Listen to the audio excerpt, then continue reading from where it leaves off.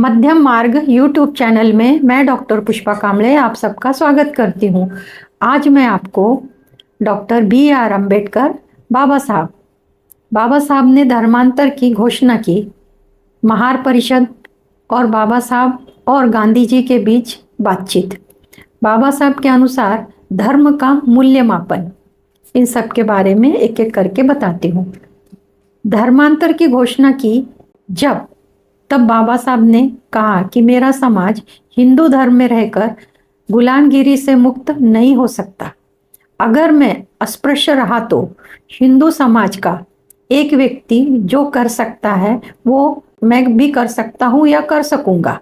मेरे हित संबंधी प्रश्न का उत्तर मुझे हिंदू धर्म में रहने से या न रहने से मिलने वाला नहीं। मैं आज की परिस्थिति में हाई कोर्ट का जज बन सकता हूँ अथवा कायदे काउंसिल में मिनिस्टर की पद की प्राप्ति हो सकती है, परंतु केवल आप लोगों के लिए इंसानियत के नाते धर्मांतर करना आवश्यक हो गया है।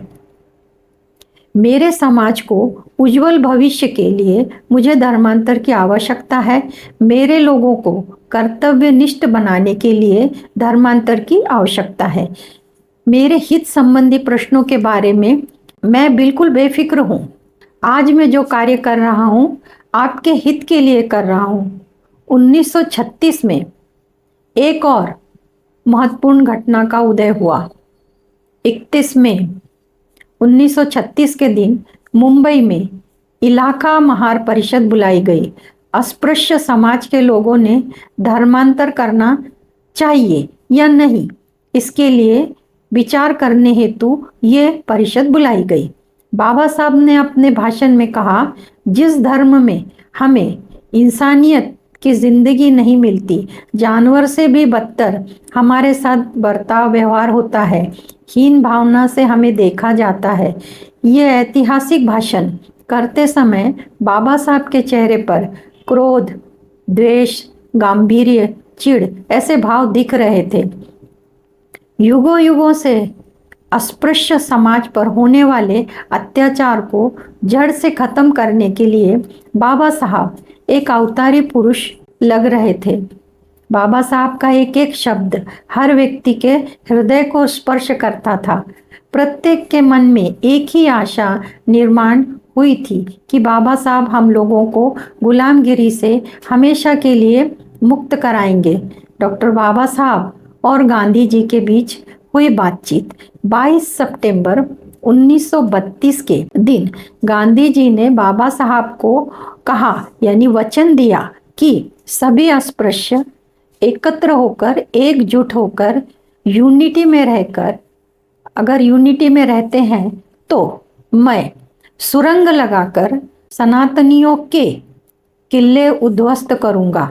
सभी दलितों को एकजुट होकर सनातनियों के विरुद्ध बंड करना चाहिए, ऐसा गांधी जी को लगता था। उन्होंने बाबा साहब से कहा था। जैसे ही उपोषण समाप्त हुआ उसी समय अस्पृश्य विरोधी मुहिम शुरू हो गई। इस कारण बाबा साहब को चिंता हुई। बाबा साहब को मंदिर में प्रवेश, सहभोजन, इतना ही नहीं बल्कि दलितों के आर्थिक, शैक्षणिक और सामाजिक प्रगति की मांगे थी।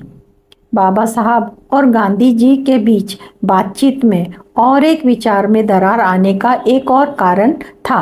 दलित वर्ग की विमोचन संकल्पना के संबंध में दलित वर्ग की नेतृत्व क्षमता कैसी रहनी चाहिए, इस कारण से मतांतर थे। दलित वर्ग के लिए सभी व्यवसाय खुले होने चाहिए, ऐसा बाबा साहब का कहना था। दलितों को उच्च शिक्षा मिलनी चाहिए, विदेशी शिष्यवृत्ति मिलनी चाहिए। बाबा साहब कहते हैं कि मैं अस्पृश्यता की नहीं बल्कि राजकीय प्रश्न संबंधी मुद्दों पर चर्चा करने के लिए आया हूँ। इस पर गांधी जी बोले कि मैं राजकीय संबंधी प्रश्नों के बारे में नहीं बोल सकता और मेरा मन उस प्रकार विचार नहीं कर सकता। बाबा साहब ने कहा, गांधी जी मैं आपको प्रामाणिकता से बताता हूँ कि सहभोजन, मंदिर में प्रवेश, इन सब बातों से मुझे कोई मतलब नहीं है। क्योंकि इस कारण से हमारा नुकसान होता है। सवर्ण हिंदुओं के पास बल होता तो अस्पृश्य को नौकर बनाकर रख सकते थे, परंतु ऐसा नहीं हुआ। बाबा साहब कहते हैं, मेरी इतनी इच्छा है कि हमारी सामाजिक और आर्थिक मुश्किलें, तकलीफ़ें, मजबूरियां खत्म होनी चाहिए। बाबा साहब कहते हैं, मुझे क्या क्या सहन करना पड़ा था वो मैं ही जानता हूँ। सभी तकलीफ़ों के बारे में बाबा साहब ने बताया। बाबा साहब ने कहा, पोर्ट ट्रस्ट की बस्ती को छोड़कर मुंबई में मुझे रहने के लिए जगह नहीं देते थे। पुणे में बाकी लोग अपने अपने परिवार रिश्तेदार के साथ रहते थे, मुझे नेशनल होटल में रहना पड़ता था। गांधी जी ने कहा, भारत सेवक समाज। इस पर बाबा साहब ने कहा, गांधी जी से कहा, वैया को आप पूछते हैं तो वो आपको बताएंगे कि उनके एक नौकर ने उनके सामने मेरा अपमान किया था। ऐसे अपमान से मुझे मुक्ति मिलनी चाहिए, यही मेरा विचार है। इस पर गांधी जी बोले बाबा साहब को, मैं आपके साथ हूँ। राजकीय समझौता ये छोटी बात है, मैं मेरा जीवन उसके लिए देने के लिए तैयार हूँ। बाबा साहब अपने जिन अन्याय और अत्याचार को बताया वह सब खत्म होना चाहिए। धर्म की गरज क्यों है, इस बारे में बाबा साहब के विचार।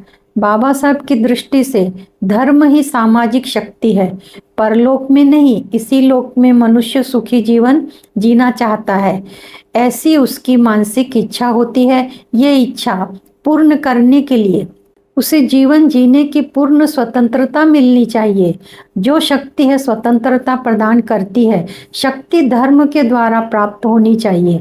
जो धर्म भावी जीवन उज्जवल करने के लिए और वर्तमान समृद्ध करने के लिए प्रोत्साहन देता है, वो धर्म शक्ति है। स्वतंत्रता विचार से, मन से खुशी और प्रसन्नता होती है, वही धर्म है। धर्म का वर्गीकरण बाबा साहब ने किया। पहला तत्व का धर्म, दूसरा नियम का धर्म। धर्म की उपयुक्तता सिद्ध करने के लिए 4 आधार बनाए। पहला, समाज को एक संग रखने के लिए एक तो कायदे का बंधन होना चाहिए या नैतिकता अधिष्ठान होना चाहिए। कायदा इसमें ज़्यादा नहीं होना चाहिए। अल्पसंख्यक घटकों को मुख्यतः सामाजिक शिस्त की मर्यादा में बांधकर रखने के लिए कायदे का निर्माण होता है। अल्पसंख्यक समाज के घटक को नैसर्गिक मूल्य के आधार पर अपने जीवन के नियम बनाने चाहिए, उसका अनुकरण करना चाहिए। नीति धर्म ये प्रत्येक समाज के धर्म का आधारभूत मानदंड समझना चाहिए। दूसरा, धर्म ये विवेक पर आधारित यानी वैज्ञानिक निष्ठ नहीं होना चाहिए। विज्ञान व धर्म एक साथ करना सहज और सरल है, ये हो सकता है। तीसरा, धर्म को केवल नैतिक आधार काफी नहीं होता, स्वतंत्रता और समता समाज जीवन का आधार के लिए मूलभूत तत्व और नीति शास्त्र दोनों का बराबर उपयोग होना चाहिए। जिनके पास बेमाप संपत्ति है उन्होंने उसका त्याग करना ये पुण्य है, ऐसा हो सकता है, परंतु दरिद्र ये कभी भी पुण्यप्रद नहीं हो सकते। दरिद्र का गौरव करके ही गरीब लोगों को कि तुम पुण्यवान हो, ऐसा बोलने का अर्थ धर्म को विकृत रूप देना होता है। गुनाह को उत्तेजित करना, उत्तेजन देना, ऐसे विचार पृथ्वी पर नरक निर्माण करने के जैसा है। मैंने आपको धर्मांतर की घोषणा, बाबा साहब और गांधी जी के बीच बातचीत और धर्म का मूल्य मापन बाबा साहब के सिद्धांत के अनुसार बताया। आप सबका मंगल हो। आप सब ने मुझे देखा सुना, इसके लिए आपको धन्यवाद। आप सब में स्थित दिव्य आत्मा को मेरा शत शत नमन। धन्यवाद।